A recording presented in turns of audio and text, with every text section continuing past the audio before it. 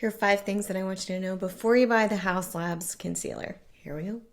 Hi, I'm Britt. I've tested thousands of products over the past 6 years, and today it's all about the Haus Labs concealer. I've been giving this a try for a couple of weeks. This is an absolutely honest review.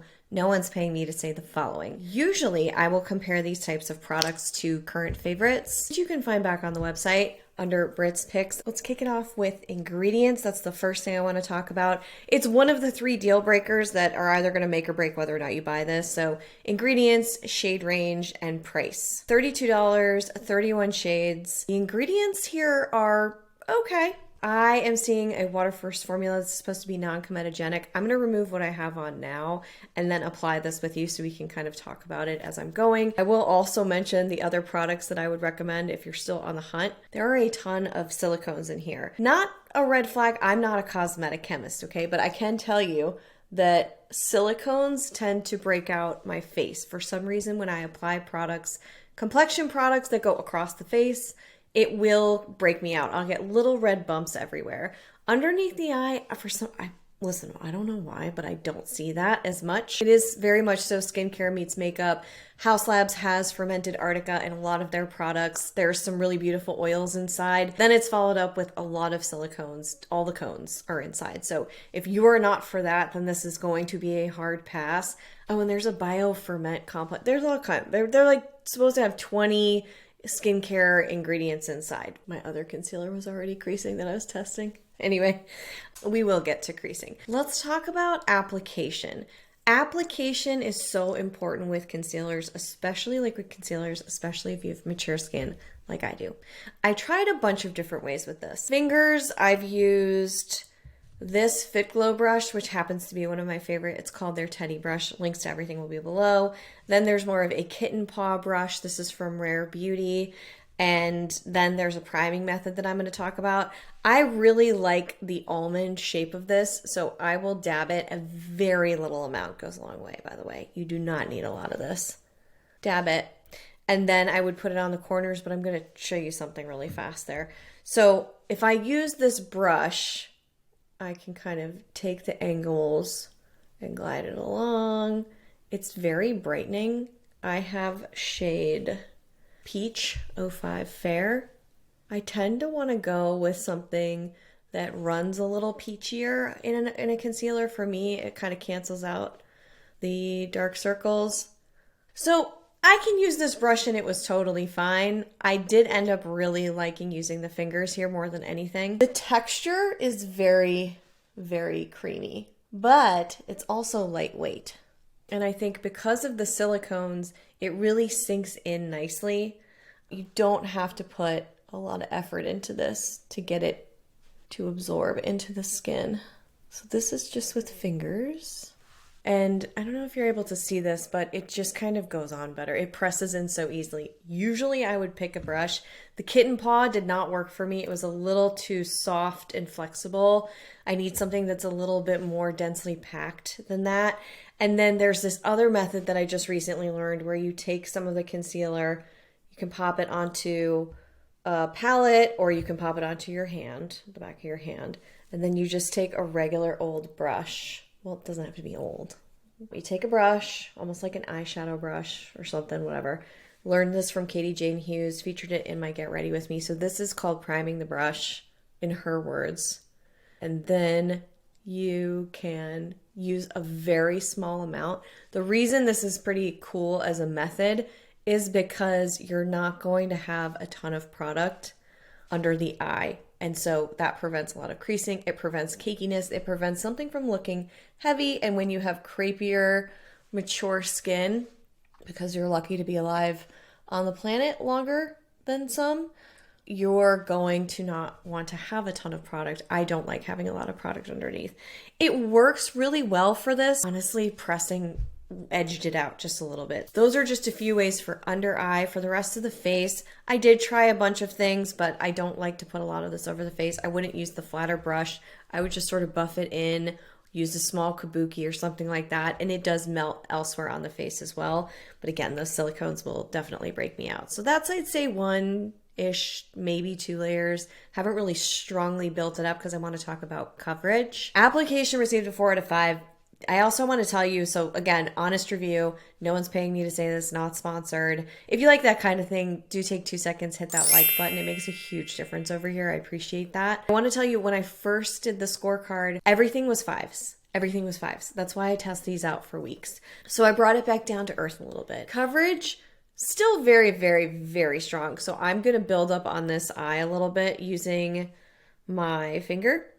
It claims to provide comfortable, undetectable, medium to full natural looking coverage. That's a big claim. It's supposed to get rid of redness and hyperpigmentation. What you are seeing is brightening. This is a very strong brightening concealer. I forgot to mention in application, it does not dry down immediately, so you have time to work with it.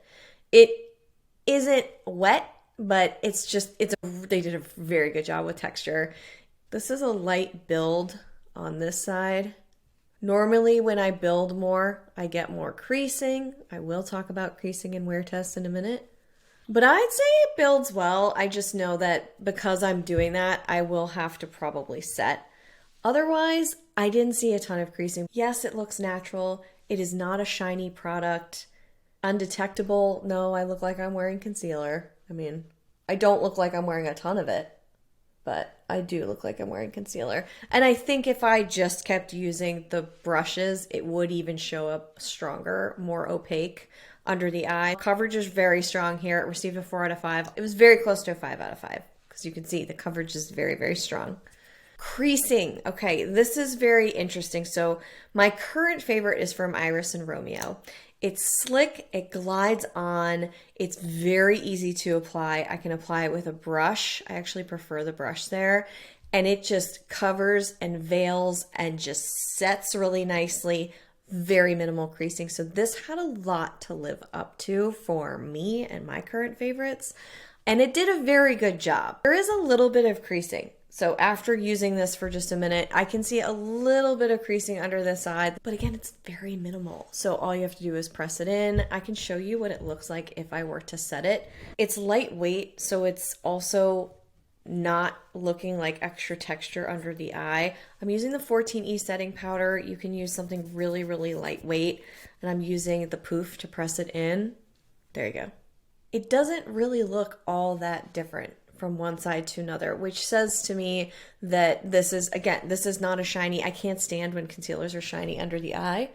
This just texturally and richness wise is really great. It's really, really great. So adding powder isn't going to make it look cakey or flaky, and it will keep the creasing at bay a little bit better than if I didn't have it. But again, it was really minimal creasing. 4 out of 5 for that. Honestly, really good. And then the wear test. So this performed really nicely. I do 8-hour wear tests.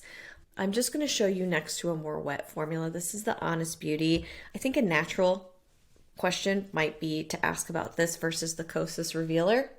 Also a very creamy formula. Now you can really see it, right?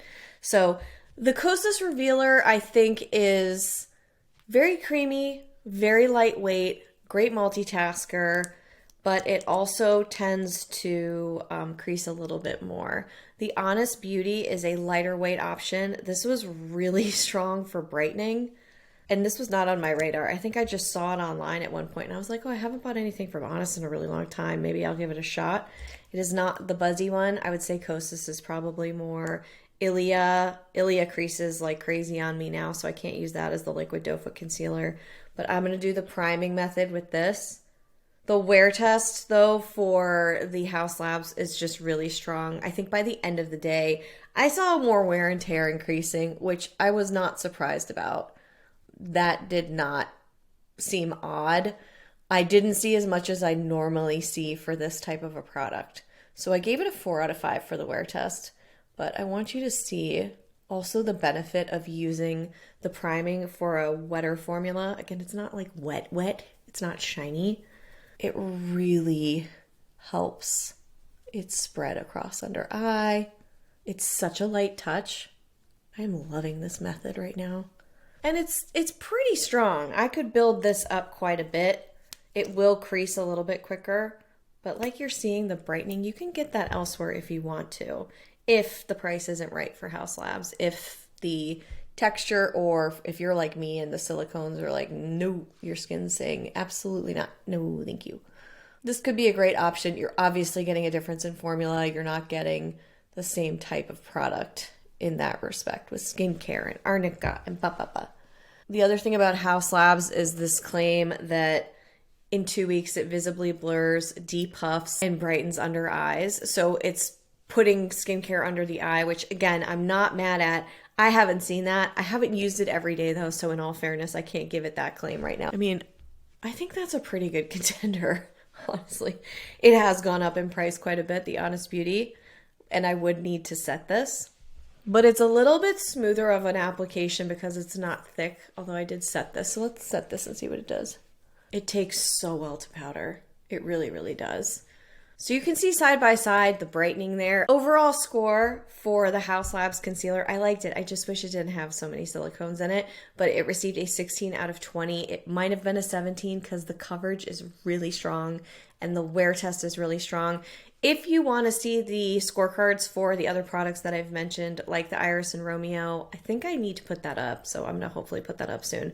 You can look at them side by side on the website and get a better sense of what direction you want to go in. Now I'm just playing, just going to continue building. But overall, it was a fun product to play with. I don't find myself reaching for it all the time. Look at that.